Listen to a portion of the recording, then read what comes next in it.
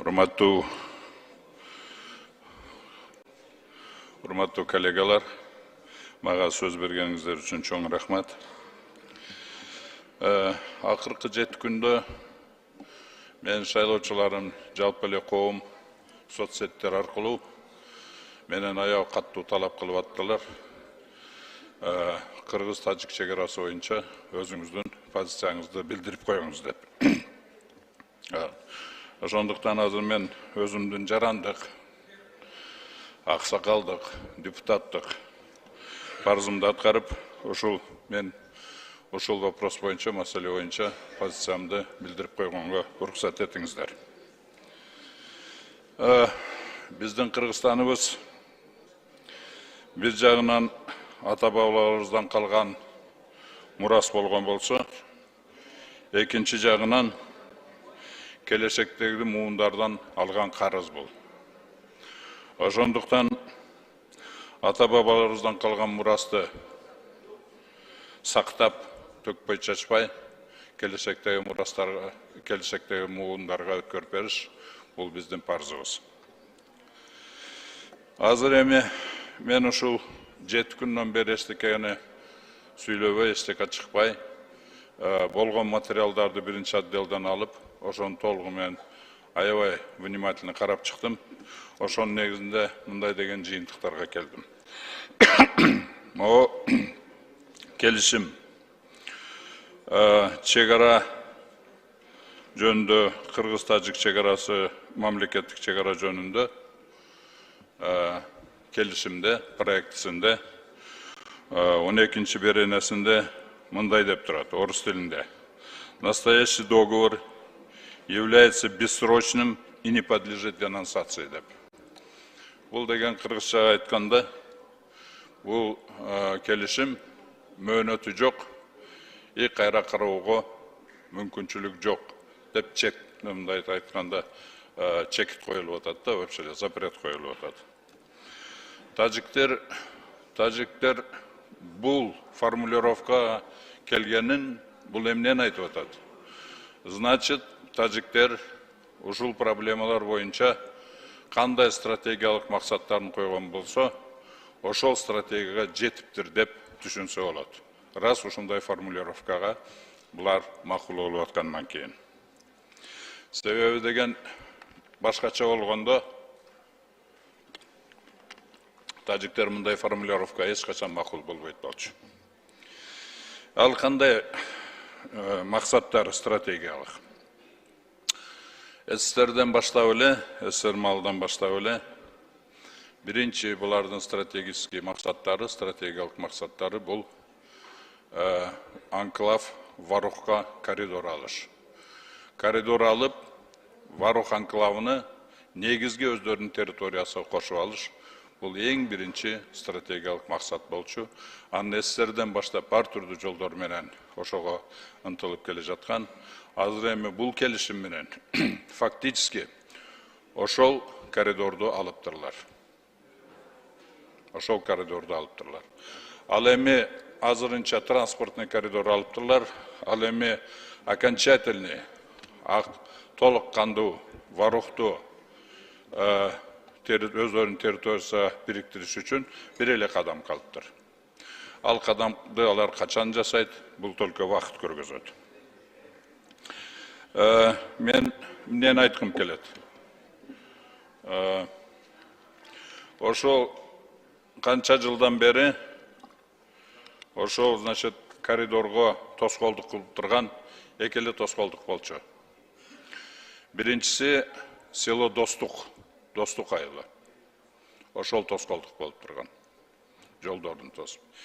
Экинчиси Ходжаала, Аксай, Варух деген участок, ошол жолдун участогу бизге караштуудагы именно ошол тоскоолдук турган. Эки тоскоол болгон да.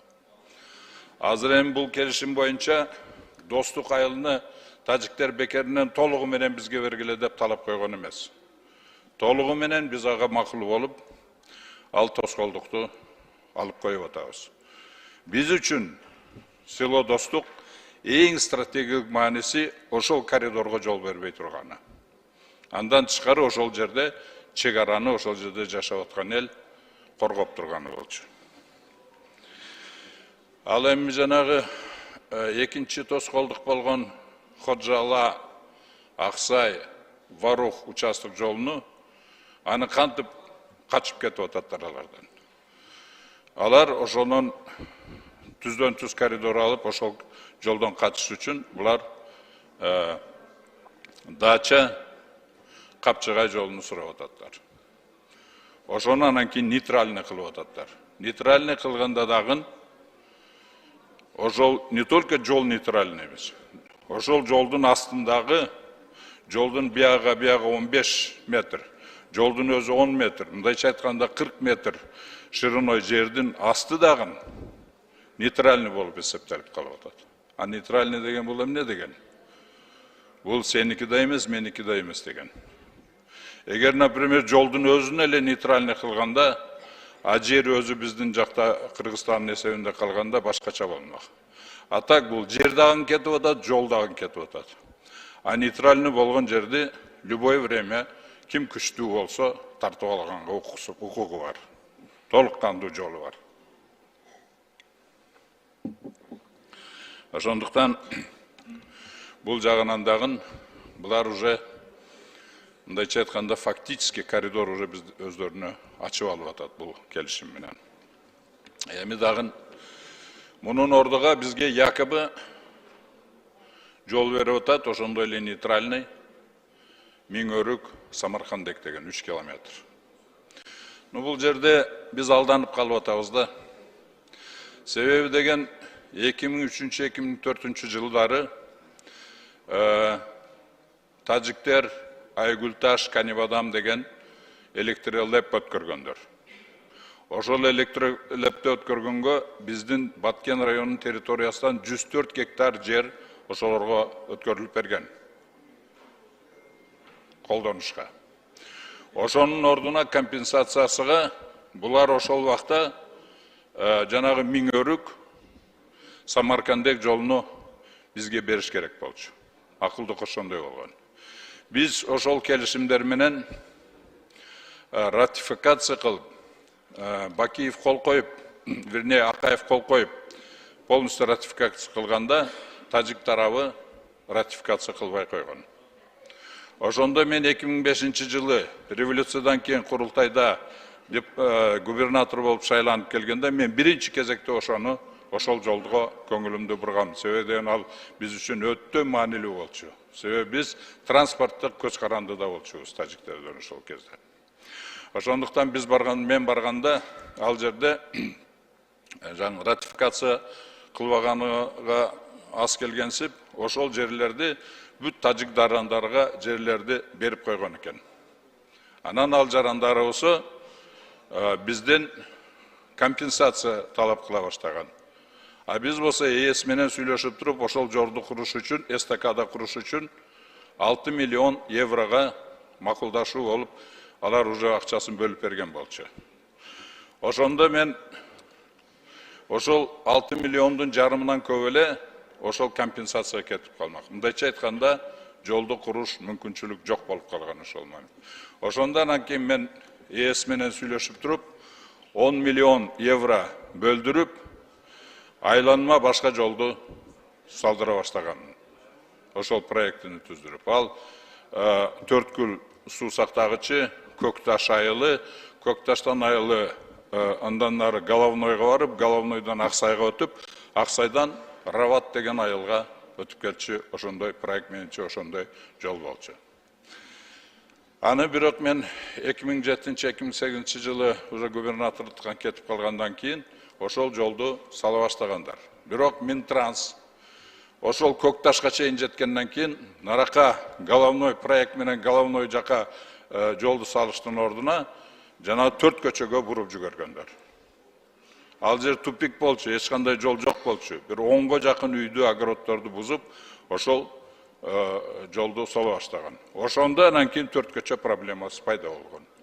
Тажиктер ага тоскоолдук кылып, талашып тартышып жатып, анан кийин өзүңөр жакшы билгендей, Мадумаров барып туруп, анан кийин ошол келишим түзүп, ал жерде арендага алып, ошондон анан кийин ошол 4 көчө тажиктердики болуп эсептелип калган.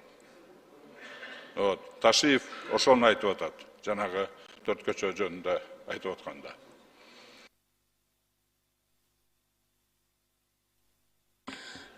Оюңузду бүтүрүп алыңыздар. Кошуп берип коебуз. Жок, 5 мүнөттөн соң 10 мүнөт сурабадым беле.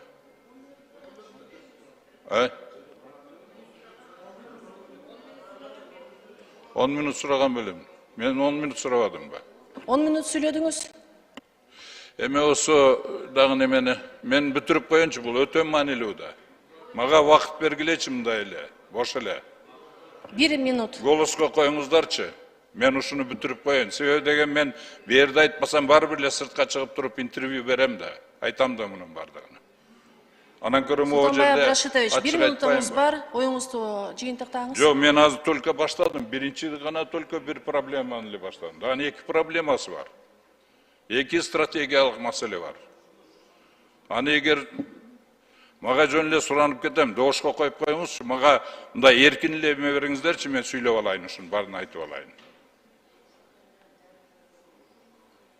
Алдыда ал маселе Бул деген өтө маанилүү нерсе. Бул деген биздин чынын айтканда биздин эгемендүүлүгүбүз жөнүндө сөз болуп атат. Анан кийин Лейлек району сүлүктүү ал жагы полностью анклав болуп калыш акыбалга келип калышыбыз мүмкүн. Ошондуктан бул территориальный целостность биздин улуттук коопсуздугубуз жөнүндө сөз болуп атканда мага эркин эле сөз берип койгулачы. Мен шашпай айтып берейин бардыгын. Добушко коюңуздарчы. Да. Жок, мен 5 мүнөт. Мага эркин эле бериңиздер, мен айтып алайын бардыгын. Рахмат, Султанбай Абдрашитович, 1 минутуңуз да кетти. Кийинки ишеним фракциясынан Миргулем Мурзаковна, келиңиздер.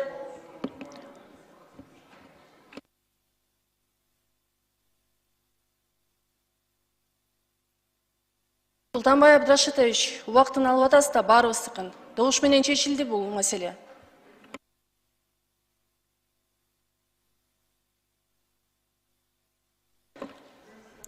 Урматтуу депутаттар, процедурный 5-чи микрофон.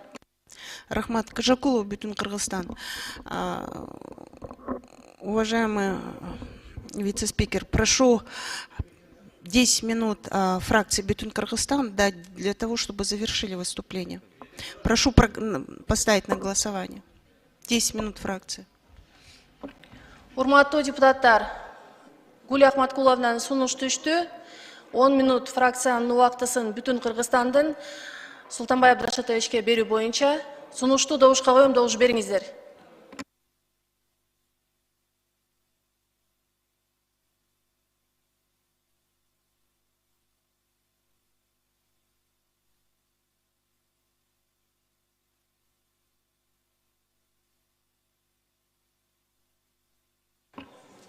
Макул 51, каршы жок, баары 51, каталды 85, сунуш өттү. Султанбай Абдрашитович, сүйлөй бериңиз.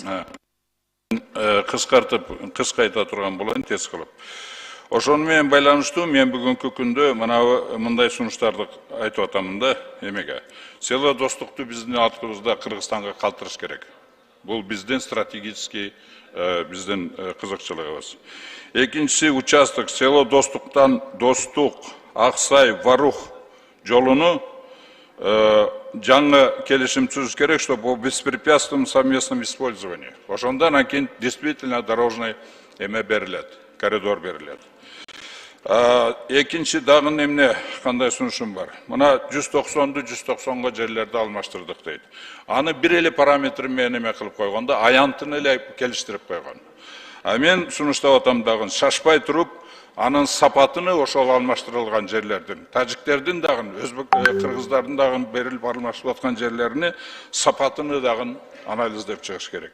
Андан тышкары ошол алмашып аткан участоктардын стратегиялык маанилүү жагынан карашып керек. Ал эми миң болсо, бул бизге принципи бүгүнкү күндө ал маанилүү эмес. Стратегиялык бизге эч кандай кызыкчылыгы жок. Анан тышкары ал 1000 өрүктү биз талап кылсак дагы, жанагы биз берген 104 гектар жерди компенсациясыга ошол жерди сурасак болот. Ал эми жанагы 4 көчөнү аны действительно нейтральный кылып калтырса болот. Себеби деген бул эки жакка тең өтө маанилүү. Эми жанагы экинчи алардын максаты 91-90 жылдан бери эле Варух, Тажикстан, Варухтун атарабындагы Кыргызстанга караштуу 19 000 гектарды незаконный колдонуп келе жаткан. Ошонун эмесини бул проблема эмне деп негиздеп атат? Биз дейт, ошол населениебиз Варухка батпай атат дейт. Бул биздин проблема эмес да. Бул Тажикстандын таза ички проблемасы да. Анан кийин бул проблеманы тажиктер биздин территориябыздын эсебинен чечпеш керек да. Алар өздөрүнүн внутренний ресурстары менен чечиш керек. Ошондуктан буга отказ бериш керек да. Анын үстүнө эгер муну бере турган болсок, анан село Достукту, анан жана 14,5 мың гектар жерибизди бере турган болсок, бул эмеге окшошуп калат. Согушта жеңилип Кыргызстан контрибуция төлөп аткандай болуп, ошого окшошуп калат биз. Эми дагы үчүнчү максатты айта турган болсок, это вот контроль над суудун үстүдөн. Тажиктер дайыма ошол сууду контроль кылганга, мына головной деген водоразделдин платинасыны ошол жерди контроль кылганга аракеттенип келатат. Биз болсо жанагы ушул үчүнчү келишимдин негизинде биринчи берени менен головная плотина с 3 затворами, железобетонная плотина с 3 затворами, располагающая на реке Аксу, посередине которой проходит линия госграницы деп, граница такталып электе эле ошонун жарымын берип коюп атабыз. Бул биздин кызыкчылыкка, вообще стратегия кызыкчылыкка туура келбейт. Себеби деген биз эгер бөлүп берсек, наоборот, суудун атарадагы чыртачтактар андан бетер күчөйт, чечилбейт. Ошондуктан мунан баш тартып туруп, бул маселелерди бардыгын башкача чечиш керек. Менин заключениемде аягында жыйынтыгында эмнени айткым келет? Значит, биринчиден правовой жагын караш керек. Ушул концепцияны карап атканда. Анан ошол проблемаларды кантип чечиш керек экенине. Биринчиден, значит, жанагы руководствоваться эткендей эле бир эле легитимный, жеке легитимный, толук кандуу легитимдүү бир эле документ бар. 92-94 жылдары түзүлгөн, СНГны түзгөндө ошол документ, аны бүт бардыгы президенттер, жогорку парламенттер барды ратификацияган. Экинчиси, бардыгы проблемаларды, жана стратегиялык биздин максаттарды тажиктердикине биздикин дагы совсем башкача чечсе болот. Дүйнө жүзүндө пайдаланып жүргөн практика бар. Бул деген жанагы особый режим функционирования приграничных территорий, анклавов деген бүт дүйнө жүзүндө колдонуп турган чоң практикасы бар, тажрыйбасы бар, ушундай метод бар. Ошого өтүш керек. Эгерде сиздерге кызык болсо, ушул метод боюнча бунун негизги эмеси ошол приграничный территорияларды, анклавдарды, ошол жактагы территорияларды эки тараптын кызыкчылыгы совместный эксплуатация кылган бүт ресурстарды совместно колдонгонго жол ачкан ушундай метод бар. Ошону колдонсок деп. Менин позициям ушундай. Ошондуктан калганын эртең ратификацияга экинчи окууга келгенде урматтуу коллегалар сиздер чечесиздер, андан кийин президент чечет. Бирок мен ушундай мен өзүмдүн позициямды айтып койгон, бул менин парзым, депутаттык парзым, жарандык жана аксакалдык парзым деп эсептейм. Чоң рахмат. Рахмат. Процедурный биринчи микрофон. Рахмат, Жамиле Кубанычбековна. Саламатсыздарбы, урматтуу депутаттар. Азыркы биздин коллегабыз Султанбай Абдрашитович депутат катары ошол Баткенде убагында губернатор болуп иштеп келген адам катары албетте граница боюнча айтканга толук кандуу укугу бар, өзүнүн оюн билдирди. Бирок мен бир нерсени айткым келет. Албетте бул маселе мамлекетибиз эгемендүүлүк алгандан бери чечилбей келаткан маселе эле. Албетте бул чек ара чечилип атканда ал жерде эч качан уткандагы, утулгандагы болбойт. Ал жерде биз бир жерди берсек, бир жерди алдык. Ошон үчүн мен ушул макулдашуудан өттү аталган мыйзам долбоору ратификацияга келет. Ошон үчүн ушул чек ара маселесине бир бүтүп бараткан жумушту бир этияттап, кылдат мамиле кылсак деп ошого чакырып кетер элем. Рахмат. Рахмат. Процедурный алтынчы микрофон. Рахмат. Жамиля Куанышбековна, урматтуу кесиптештер. Мына азыр Улан Бердибаев жакшы сөз айтып кетти. Кече күнү добуш менен чечкенде, ушул жерде келип Камчы Кылышбаев сөзү келип айтылганда, даже суроо да берген эмеспиз. Анан бүгүн эми 2 күн уктап келип алып, анан мондай деп айткан, бул туура эмес, бул мындай болуп калган, мындай болуп калган деген туура эмес деген, бул мамлекеттин ортосундагы жакшы сөзгө алып келбейт да булчу. Ошондуктан азыр журналисттер де келип, массалык маалымат каражаттар келип да азыр ар биздин интервью сурашы мүмкүн. Ошондуктан биз азыр пока өзү келип айткан, ошондо мен муну детально бардыгын айтып берем деп айткан, ошого чейин сабыр кылып бардыгын. Бизге мамлекетибиздин эгемендүүлүгүнүн толук сакталышы абзел. Бул керектүү нерсе. Бардыгы ушул жерде добуш берип колдогонбуз, ошол бойдон азыр биз позициябызды тайбашыбыз керек. Мен баарыбызга чыгып кетем, добушубузду, ошол берген добушубуздун ээси болуп туралы. Рахмат.